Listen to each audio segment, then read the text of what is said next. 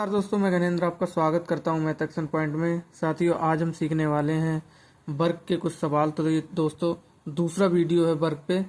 तो अगर आपने अभी तक पहला वीडियो नहीं देखा है तो पहले उसे भी देख लीजिएगा और वीडियो को इस वाले को अंत तक जरूर देखिएगा, ठीक है।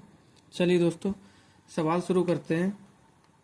देखिए, एक वर्ग का क्षेत्रफल ज्ञात कीजिए जिसकी भुजा 11 सेंटीमीटर है, ठीक है। अब आपको पता है कि वर्ग की हर भुजा बराबर होती है, सभी भुजा बराबर होती हैं। मैंने अभी आपको बताया अभी तक पिछले वीडियो में, ठीक है। अगर ये 11 सेंटीमीटर की है, ठीक है, उनने बोला है जिसकी भुजा 11 सेंटीमीटर है, ठीक है, तो ये भी 11 सेंटीमीटर की होगी, ठीक है। और ये वाली भी 11 सेंटीमीटर की होगी और ये वाली भी 11 सेंटीमीटर की होगी। आई बात समझ में। और वर्ग का क्या होता है कि हर एक कोण, उसमें बनने वाला हर एक कोण कितने डिग्री का होता है? 90 डिग्री का होता है। सभी कोण 90 डिग्री के होंगे इसके। आई बात समझ में। और एक चीज इसमें ध्यान रखना आप, इन सभी का योग कितना होगा? इन सभी का योग कितना होगा? 360, यानी कि पूरा एक गोले का कोण, ठीक है। अब देखिएगा इधर, एक वर्ग का क्षेत्रफल ज्ञात कीजिए। अब क्षेत्रफल का हमें फार्मूला पता होना चाहिए, ठीक है। क्षेत्रफल का फार्मूला क्या होता है दोस्तों? वर्ग का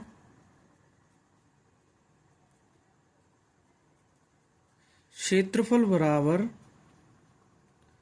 कितना होता है दोस्तों? भुजा स्क्वायर, भुजा स्क्वायर, ठीक है।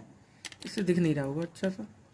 देखो, अब भुजा स्क्वायर होता है, इसके लिए क्या बोलते हैं? भुजा को क्या बोलते हैं? भुजा बराबर ए होता है, ठीक है। भुजा बराबर ए होता है, तो इसको क्या बोलेंगे हम? ए स्क्वायर, ठीक है। अब ए की जगह पर क्या है? तो ए की जगह पर है 11, क्योंकि भुजा है तो भुजा की जगह पर 11 सेंटीमीटर है, तो 11 का स्क्वायर होता है। अब स्क्वायर बराबर क्या होता है कि भैया दो बार में वह चीज लिखी हुई है, ठीक है, उसकी दो बार गुणा हो रही है, मतलब दो बार हो रही है उसी से, 11 की 11 से ही गुणा हो रही है, ठीक है। तो फिर क्या करेंगे? अब इसमें इन दोनों की गुणा कर देंगे, और आप सभी जानते हैं कि 11 की जब 11 से गुणा करी जाएगी तो 121 उसका ये क्या होता है? ये वर्ग होता है। 11 का स्क्वायर का वर्ग होता है, ध्यान रखिएगा, ये भी बड़ी काम की चीज है, ठीक है। तो ये दोस्तों क्या आएगा? ये वर्ग का क्षेत्रफल आ जाएगा, इसका क्षेत्रफल आ जाएगा। हमें लिखने की आवश्यकता नहीं है, ठीक है, हमने यही लिख दिया।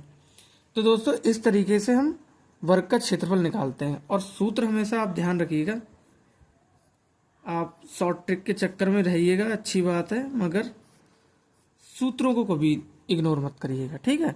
जो सूत्र होते हैं वो खुद में ही एक शॉर्ट ट्रिक होते हैं, ठीक है। तो ये आपका सूत्र है भुजा वर्ग का क्षेत्रफल का, ठीक है, और भुजा जब दी गई हो तो, ठीक है दोस्तों। चलिए दोस्तों नेक्स्ट सवाल देखते हैं। और इसमें एक चीज ध्यान रखिएगा, जब ये बोलता है कि क्षेत्रफल, तो क्षेत्रफल ध्यान रखना कि सेंटीमीटर स्क्वायर में होता है, ठीक है, वर्ग में होता है। ये मैंने बाहर लिख दिया है, लेकिन आप यहाँ पे सेंटीमीटर स्क्वायर करेंगे, ठीक है ना। ये चीज मैं आपको बता दे रहा हूँ दोस्तों। एक सवाल और दिया है, इसे देखिएगा। यदि एक वर्ग का क्षेत्रफल 289 सेंटीमीटर स्क्वायर है तो इसकी भुजा ज्ञात करिएगा, ठीक है। करेंगे। अब इनने क्या बोला है? इनने इसका पूरा क्षेत्रफल तो दे दिया है, ठीक है। हमारे पास क्या है?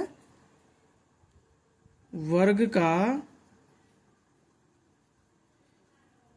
क्षेत्रफल है साथियों, ठीक है।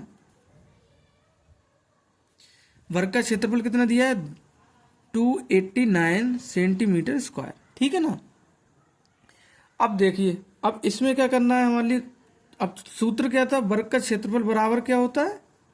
ए स्क्वायर या भुजा का वर्ग, ठीक है। तो हम क्या करेंगे? एक तरफ लिख लेंगे 289 is equal to a square के, ठीक है। अब क्या करेंगे कि जब स्क्वायर इस तरफ से हटता है, स्क्वायर जब इस तरफ से हटता है तो दूसरी तरफ अंडर रूट चला लेता है। इधर लिख लीजिएगा 289, इसके ऊपर ये अंडर रूट चढ़ गया दोस्तों, तो ठीक है। अंडर रूट जब चढ़ गया तब हम क्या करेंगे? अब आप ये चीज ध्यान रखिएगा, ये क्या होता है दोस्तों, 17 का स्क्वायर होता है, ठीक है ना, 17 का स्क्वायर होता है।